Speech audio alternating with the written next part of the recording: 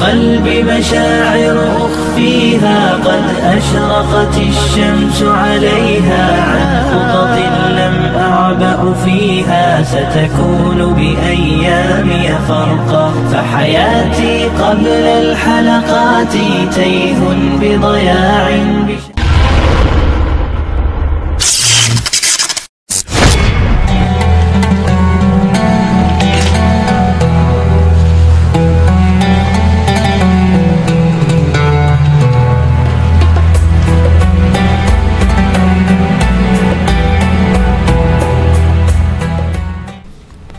Assalamualaikum warahmatullahi wabarakatuh.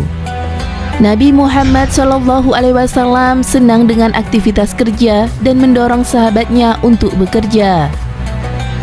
Menurut Nabi Muhammad SAW dalam salah satu hadisnya, makanan terbaik yang dimakan oleh seseorang adalah makanan dari kerja kerasnya sendiri, bukan makanan pemberian orang lain, apalagi makanan hasil meminta-minta. Selama hidupnya, Nabi Muhammad SAW pernah menggeluti beberapa pekerjaan. Pertama, yaitu mengembala kambing. Merujuk pada akhlak Rasulullah menurut Al-Bukhari dan Muslim, Nabi Muhammad SAW sudah ikut mengembala kambing bersama saudaranya di kampung Bani Sa'ad ketika beliau diasuh oleh Sayyidah Halimah As-Sa'diyah. Ketika pada usia 8 tahun, Nabi Muhammad SAW yang saat itu diasuh oleh pamannya Abu Thalib, setelah ibundanya dan kakeknya wafat, menyampaikan keinginannya kepada pamannya untuk bekerja mengembala kambing. Mendengar hal itu, Abu Thalib dan istrinya Fatimah binti Asad kaget dan berusaha mencegahnya. Keduanya tidak tega kalau keponakannya yang masih kecil itu harus bekerja mengembala kambing. Nabi Muhammad SAW memiliki tekad yang kuat sehingga keinginannya itu pun tidak bisa dibendung. Bahkan Abu Thalib kemudian menghubungi temannya dari Quraisy yang memiliki banyak kambing agar bisa digembala oleh Nabi Muhammad SAW. Perhatian yang sama juga dicurahkan sang bibi, Fatimah binti Asad. Dia selalu menyiapkan bekal makanan untuk Nabi Muhammad sebelum berangkat kerja.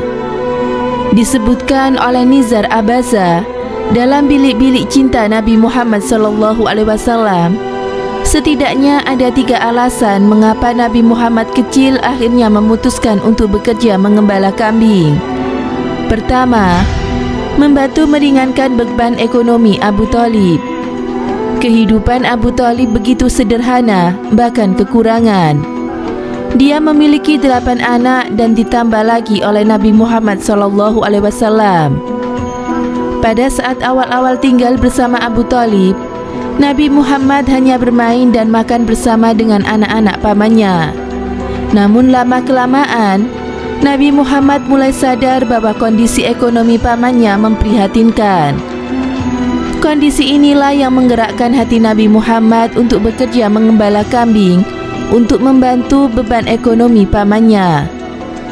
Kedua, mengembala kambing tidak membutuhkan modal. Profesi ini sangat pas dan tepat bagi Nabi Muhammad karena beliau mengingat usianya masih belia dan tidak memiliki modal. Ketiga, Nabi Muhammad senang berada di padang yang luas. Di padang terbuka pula Nabi Muhammad bebas merenungkan segala sesuatu secara mendalam tanpa ada yang mengganggunya. Nabi Muhammad SAW menjadi pengembala kambing kurang lebih selama 4 tahun. Setiap Nabi pasti pernah mengembala kambing, kata Nabi Muhammad SAW. Para sahabat bertanya, apakah Anda juga mengembala kambing wahai Rasulullah? Kata para sahabat, iya, saya juga mengembala kambing, kata Nabi. Kedua, berdagang. Profesi kedua yang pernah digeluti Nabi Muhammad SAW adalah berdagang.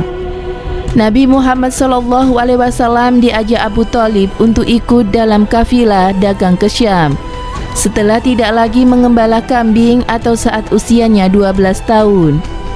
Sejak saat itu, beliau semakin menekuni dunia dagang. Singkat cerita, suatu ketika Abu Thalib mendengar informasi bahwa Sayyidah Khadijah, seorang saudagar kaya, sedang mencari pekerja untuk menjajakan barang dagangannya ke negeri Syam. Dia kemudian menawarkan lowongan pekerjaan itu kepada keponakannya. Nabi Muhammad SAW pun akhirnya menerimanya. Kepada Sayyidah Khadijah, Abu Thalib bertanya apakah dia mau menggunakan jasa Nabi Muhammad dengan imbalan 4 ekor anak unta. Karena mengetahui sikap dan kiprah Nabi Muhammad, Sayyidah Khadijah menerima persyaratan Abu Thalib tersebut. Padahal, semula Sayyidah Khadijah mencari pekerja untuk menjual barang dagangannya dengan imbalan 2 ekor anak unta. Kalau kamu meminta hal itu untuk kepentingan orang jauh dan tidak menyenangkan, saya akan melakukannya.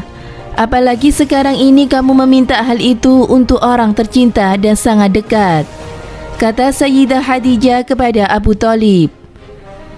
Tugas pertama Nabi Muhammad SAW adalah berniaga ke negeri Syam. Beliau ditemani Maisyarah, budak Sayyidah Khadijah, dengan membawa barang dagangannya berupa kain-kain. Di sana, Nabi Muhammad SAW bekerja keras siang dan malam agar barang dagangannya laku dan mendapatkan laba yang banyak. Benar saja, barang dagangan milik Sayyidah Khadijah yang dijajakan Nabi Muhammad laku keras dan mendatangkan untung yang banyak.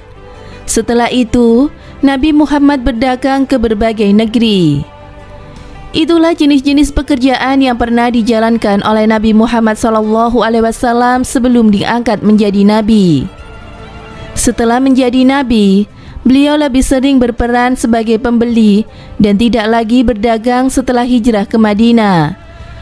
Nabi juga menyewakan barang-barang miliknya dan menyewakan jasa seseorang untuk melakukan suatu pekerjaan. Semoga bermanfaat. Wallahu a'lam bishawab.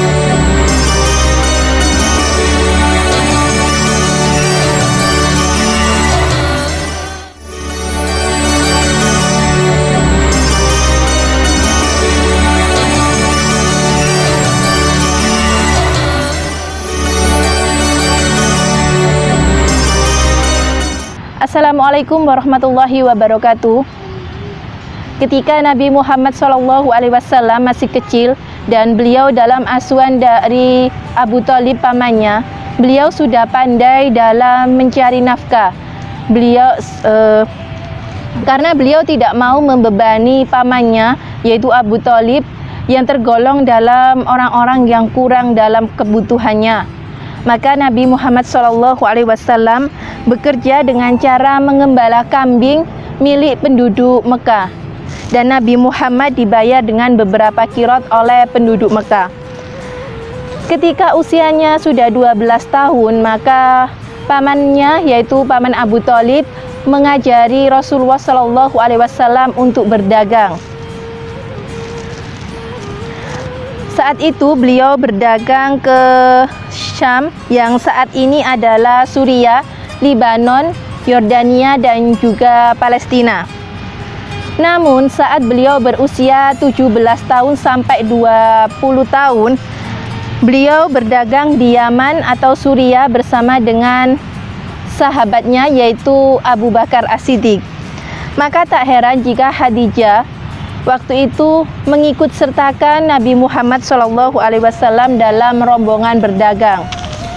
Nabi Muhammad SAW dalam berdagang dia sangat jujur, baik hati, dan juga ramah kepada para pelanggannya. Maka tak heran ketika para pedagang-pedagang lain banyak yang mengalami kerugian, berbalik terbalik dengan Nabi Muhammad SAW. Nabi Muhammad malah mengalami keuntungan yang sangat luar biasa, yaitu berlipat ganda. Nabi Muhammad SAW ketika belum menjadi nabi ataupun rasul, Nabi Muhammad dikenal sebagai pemuda yang jujur. Maka tak heran jika penduduk Mekah memberikan julukan kepada Nabi Muhammad SAW yaitu Al-Amin, yang artinya dapat dipercaya. Semoga apa yang saya sampaikan bermanfaat. Wassalamualaikum warahmatullahi wabarakatuh.